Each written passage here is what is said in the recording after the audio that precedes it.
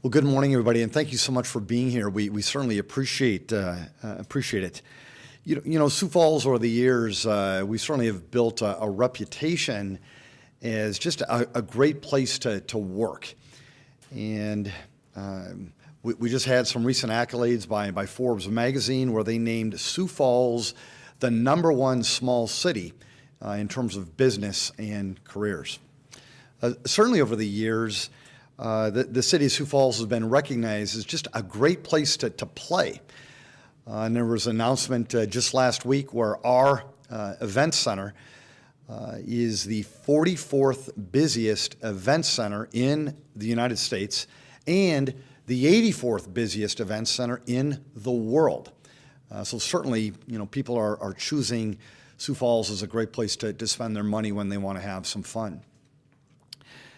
One of the goals that certainly I had set was to try to create an environment where young people, when they graduated from high school, when they graduated from college, when they were looking for that place to raise their family or to start that career or to live their life, we wanted them, instead of going to places like, you know, Minneapolis or New York City or Chicago, whatever it would be, we wanted them to select Sioux Falls or South Dakota as that place to fulfill that dream. At the same time, we wanted retirees, these folks of the active generation, when they were trying to decide where they wanted to live those years when they are so active, trying to get the most out of the day, we wanted them to select, you know, Sioux Falls if at all possible, and certainly folks have been doing that more and more.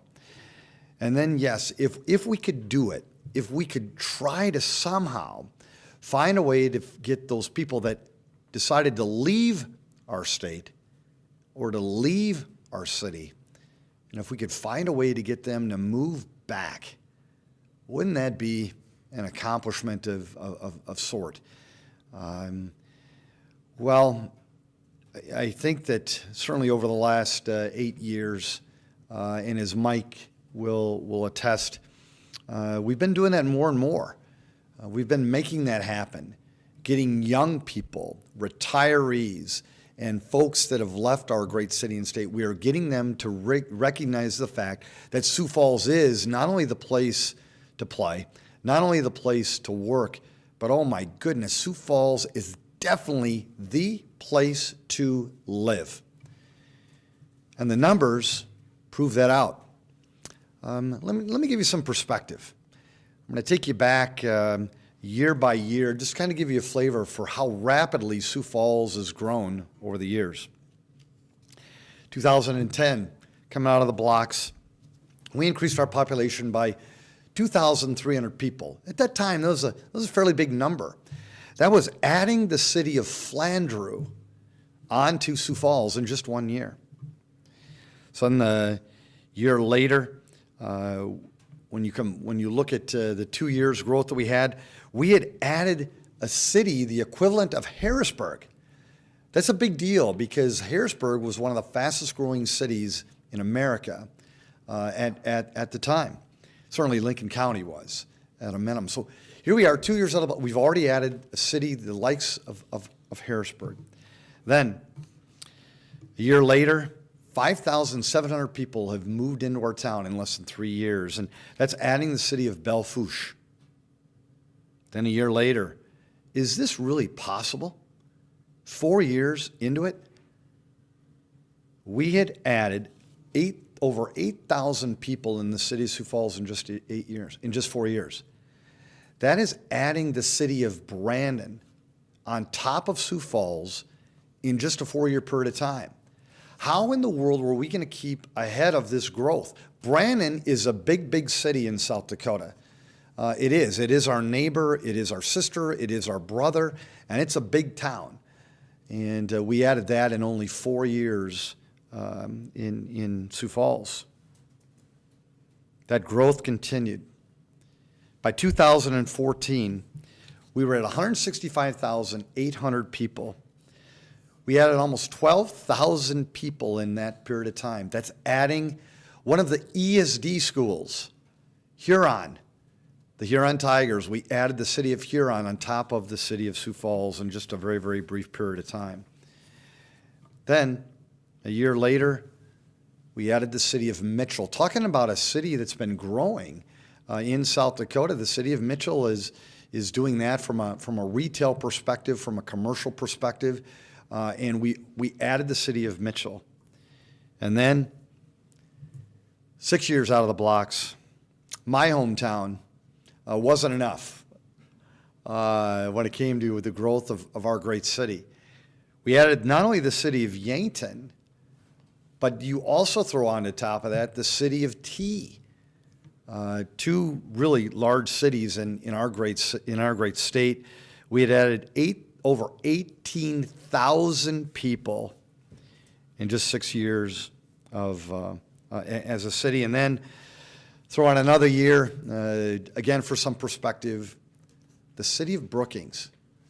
The city of Brookings, a city that is growing almost as fast as Sioux Falls and really doing some great things when it comes to quality of life, place to work, place to play.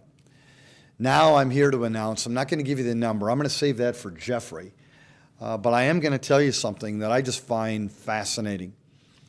The third largest city in the state of South Dakota is the city of Aberdeen. And in only 8 years, we will have added the equivalent of Aberdeen, South Dakota, onto the city of Sioux Falls, South Dakota. Any of you ever been to Aberdeen? It's a big town. It's a big city. You can't imagine the number of roads that they have. You can't imagine the number of water lines, sewer lines, street lights, libraries, public schools, private schools, businesses. You can't imagine how big that city is. And that city started in the 1800s. We've added the city of Aberdeen onto the city of Sioux Falls in less than 8 years. Imagine that, Sioux Falls. I'm so proud of what we've accomplished as a city in such a short period of time. I'm so proud of how we've stayed one step ahead of this growth in doing it in just a masterful way. Planning it, zoning it, making it beautiful, keeping it safe, making it the place to live, the place to work, and the place to play. I am so pleased to present to you Jeff Schmidt. Jeff is actually going to give you our new population estimate along with the number of people that we've grown. Jeffrey, have fun. Thank you. You're welcome. So that is a great introduction and understanding of really what's happened over these last 8 years. So to let everybody understand, the next slide, the city of Sioux Falls' new population estimate is 183,200 people. And why we wanted to talk about it this way is because you say the number, and again, it doesn't ring true unless you understand how much that means. I mean, adding the city of Aberdeen to this really starts to bring that forward. And we always talk about each and every year adding a large community to the city of Sioux Falls really starts to bring forward what we need to do each and every year. So with that, what we have shown to you is that each and every year over these last 8 years, we've incrementally and cumulatively grown. And this year we have a 4,700 person increase into the city of Sioux Falls, which again is absolutely incredible when you look at the other communities in the state of South Dakota and how much that means to the city of Sioux Falls and the surrounding community, talking about retirees and new people moving to this community. The next slide goes over how this incremental growth has just continued to change each and every year. It's not astronomical growth, it's nice and steady growth, how we've grown over the last 8 years, 10 years, and we continue to see this trend going up each and every year, whereas now we're at 183,200 people. And then for the press release and all the other information that we have been averaging 2,800 people a year increase over the last 30 years. One of the things I really like to highlight in this presentation is to try to put that in perspective. It's just a 2% increase, okay? When you look at 2,800 people a year, we're not growing by 10%. We're not growing by some communities, they grow by 30, 40%. This is a 2% increase. So for the citizens of Sioux Falls, when they hear this, they start to understand, well, 2%, that's a pretty good return. It's not huge, but we have a nice growth rate every year. And for the last 30 years, we've grown by 2%. Now, over the last 10 years, we've grown by less than 2%, and we've had 3,200 people coming to the city of Sioux Falls. And over the last 5 years, we've incrementally just a little bit larger growth rate, 2.9%. But again, when you have a larger population, you have a larger increase. So we've had 4,900 people coming to the city of Sioux Falls and raising that population at 2.9. And then the real story here is, as the mayor's talked about, how many people we're adding and what we have to do year in and year out. We add the city of Canton to this population every year. The streets, the water pipes, the sewer lines, the schools, the parks, the fire stations. We have to add that to the city of Sioux Falls every year, and that's really why we make that announcement at this time every year and get that out to the private industries, to the publics, so that they can start to understand what we have in front of us and what we've tried to do in the past to try to stay ahead of this growth. It's a continual thing, and we look at it annually and then try to look ahead to see where we're going. And with this, I'm going to turn over to Mike Cooper to kind of give you a perspective of what the demographics are in the city of Sioux Falls. Thank you, Jeff. Thank you, Mayor.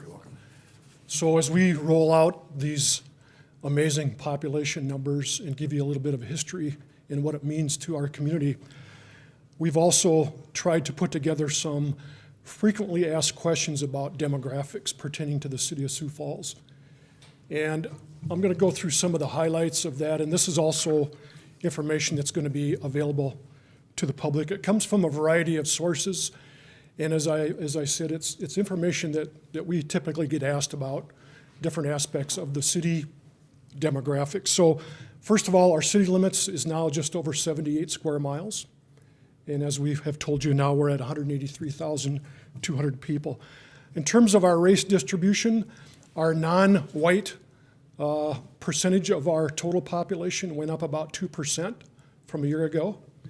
And again, these numbers are general estimates that we get from a different variety of sources. In terms of housing, about 2/3 of our homes are owner occupied and about 1/3 are renter occupied. And that number has gone up slightly in terms of percentage of rental occupied units. Each year, actually twice each year, the South Dakota Multi-Housing Association does a rental vacancy survey. And the numbers from last July showed that the rental vacancy rate was just under 6.5%, which was a little bit higher than a year ago, which was at 5.7%. And as we told you at some of our earlier press conferences, when you look at all the multifamily units that have started and that have been added to our housing stock in recent years, that's one reason why we're looking at those numbers. So this year, we do expect that we might see a slight decrease in the number of new multifamily housing permits as these new units continue to get occupied, or some of those that are under construction get built out throughout the rest of 2018. The median sales price from the Realtors Association of a single-family home increased by 4.4%, from $182,000 to $190,000.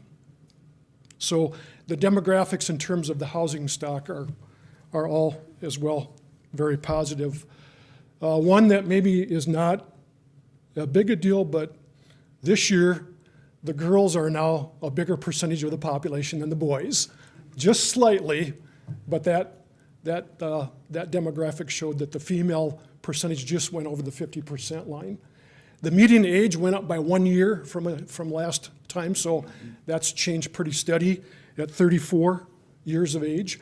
And when you compare Sioux Falls to a lot of other metro areas, and particularly South Dakota communities, our median age is much lower, particularly if you look again across the state of South Dakota. One of the new aspects that we added this year is that we always get asked, okay, all these people, the growth of Sioux Falls, where are people coming from? And we were able to find late last year a source from Governing Magazine that used the IRS taxes, tax returns from 2011 to 2015 to give us the top locations where people are coming from. And if you look at the chart, the top ones are Brookings, Watertown, Vermilion, and Rapid City, Marshall, Minnesota. So what do you think those all have in common? Those are places where kids are going to school, and they're coming to Sioux Falls to work. And so as the mayor said, we continue to look at ways that we can attract that workforce, those young folks that are starting out, and they're looking at, where do I want to live? And so I come to Sioux Falls, South Dakota, and then I'm very likely going to find a good job that's of interest to me. Now, in the reverse, there are still some people moving out, and we're going to continue to challenge ourselves to find out, are they the seniors? Are they the people in the midpoint of their career? What are some of the reasons why they're moving out?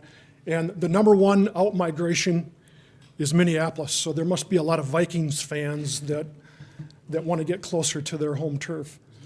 Again, that's from 2011 to 2015. Our employment numbers are staying pretty steady in terms of the largest employers in the city of Sioux Falls. And in terms of our MSA, our workforce is now just over 144,000. We also put together a little different breakdown as far as the types of employment sectors within that total number of workers, the non-farm workers.